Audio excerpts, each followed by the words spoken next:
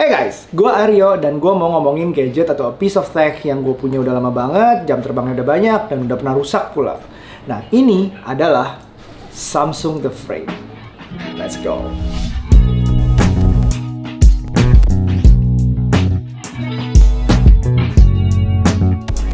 Ini adalah TV Samsung The Frame 65 inch tahun 2019. Ya, gue beli tahun 2019 dan sejak awal sih udah jadi TV di ruang utama ini. Yang make bukan cuma gue, tapi istri dan anak-anak gue juga. Dan kalau ada tamu juga nonton bareng-bareng di TV ini.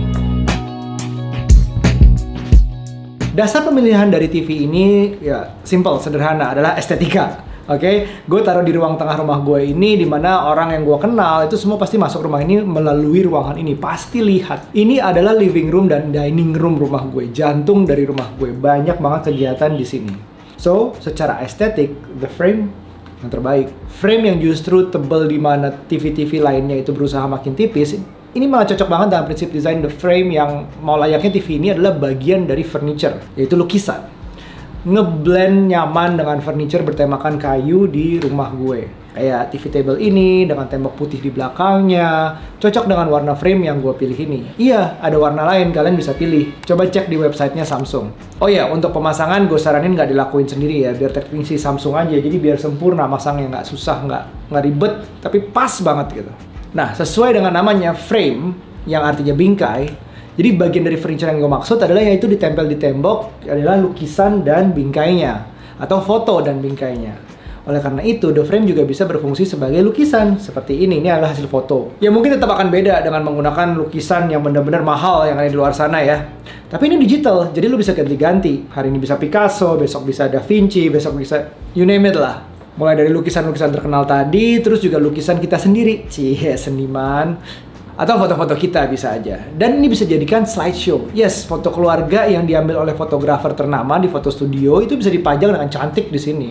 Dan kali aja kalau kita bosan sama muka sendiri, biar Samsung aja yang milihin dengan fitur yang mereka tawarkan.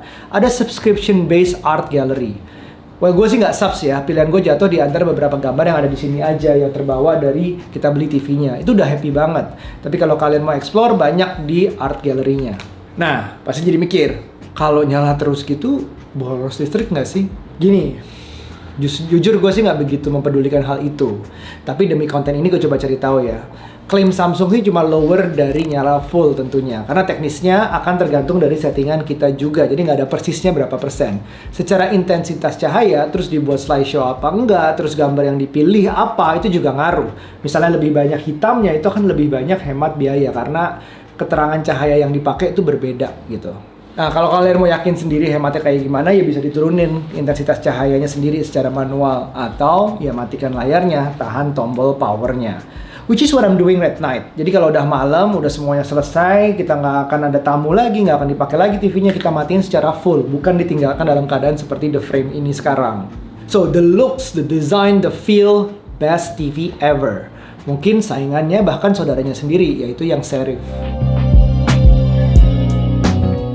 Satu yang gue suka adalah adanya One Connect Box di bawah situ. Nanti itu akan dilihat bahwa karena concern utama adalah estetika, semua kabel tuh ditarik jadi satu, di-pull jadi satu ke bawah, dipusatkan dengan satu box yang ada di bawah itu. Mau itu HDMI, optik, power, atau apapun lah. Semua tuh ditarik ke bawah situ. Dan lihat nih, kabel penghubung ya, kayak nggak ada kan? Tapi sebenarnya ada dan warnanya hampir transparan.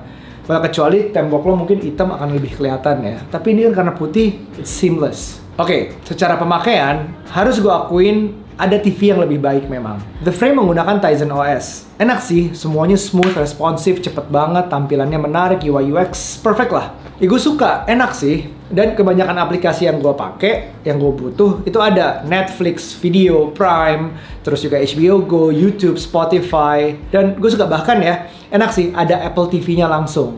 Artinya pertama, kita bisa nonton konten-konten dari Apple TV Plus dan yang dijual di Apple Movies. Kerennya lagi bisa AirPlay. Artinya apapun konten yang kita mainin di iOS, termasuk iPad dan iPhone, selama terkonek di hotspot yang sama, dia bisa ditunjukin di sini. Nah, gue suka banget kayak gitu. Nah, tapi kok apps-nya nggak lengkap ya? Yang gue butuh kayak Disney Hotstar atau NBA itu nggak ada. Kabarnya Disney Hotstar yang ada di itu udah ada di Samsung tapi di luar negeri, nggak ada di Indonesia. Kayak di India gitu. Nggak tahu kenapa di Indonesia nggak bisa-bisa. Banyak yang nyaranin di format aja TV-nya, pindah region, India kayak atau kemana gitu. Tapi gue males, gue pengen jalur yang bener-bener aja, yang aman-aman aja. Dan gue pengen nanya ke Samsung, kenapa sih nggak ada Disney Hotstar dan NBA? Android TV ada. Nah, kita ngomong sekarang intinya dari TV, yaitu layarnya. Layarnya ini 4K, tapi belum OLED, bukan OLED. Ini QLED, ada bedanya. QLED itu bentuk lain dari LCD. OLED itu emissive, artinya pixelnya bikin cahaya sendiri. QLED itu seperti LCD, itu transmissive, dari bentuk aslinya dan bergantung pada penerangan LED di belakangnya. Oke? Dan ini juga bahkan bukan TV terbaik dari Samsung sendiri, dari segi kualitas. Masih ada Neo QLED 8K. Nah, The Frame sendiri tersedia dalam beberapa ukuran layar, mulai dari 43, 55, 65, 75. Dan yang baru 2022 udah bisa rotating juga untuk ukuran 55 dan 65. Rotating, bayangin. Itu udah kayak kalau lo mau nyaksin konten di handphone lo, itu udah ya udah sama kayak handphone lo. Portrait, bukan landscape.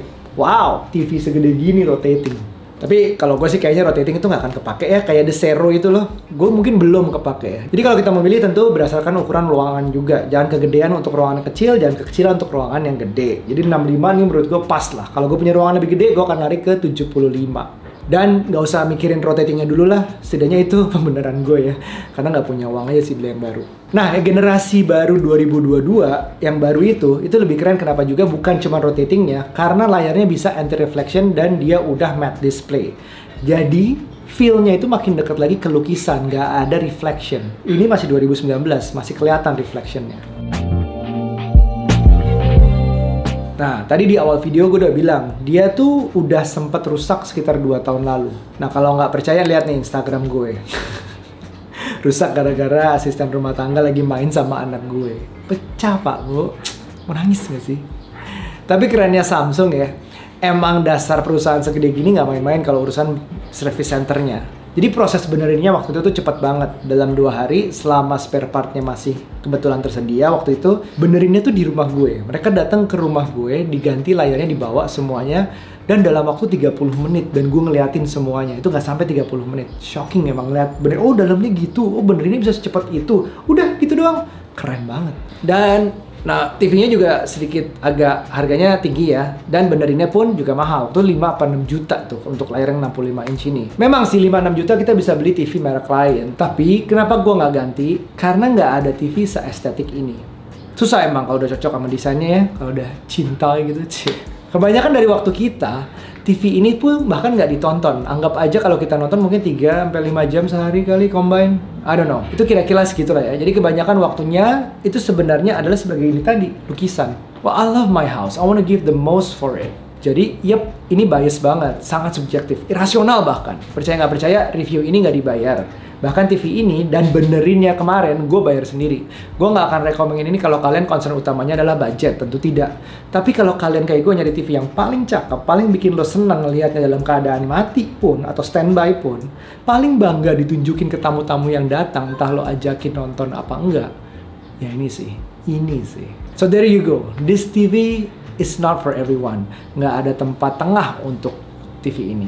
Cuma antara, enggak ah, mahalan, gak worth it, masih banyak TV lain. Atau, I fucking love this TV. So it's no middle grounds, oke? Jadi nanti ceritanya gue mau pindah ke rumah baru pun, insya Allah, dan ada budget untuk ganti TV, gue nggak mau tuh Neo QLED 8K yang paling mahal pun walaupun ada duitnya. Gue pengen frame juga, tapi mungkin yang 75 inch. That's how much I love it. Oke, semoga bisa dinikmati videonya. Sampai ketemu di video berikutnya. Bye now, be nice.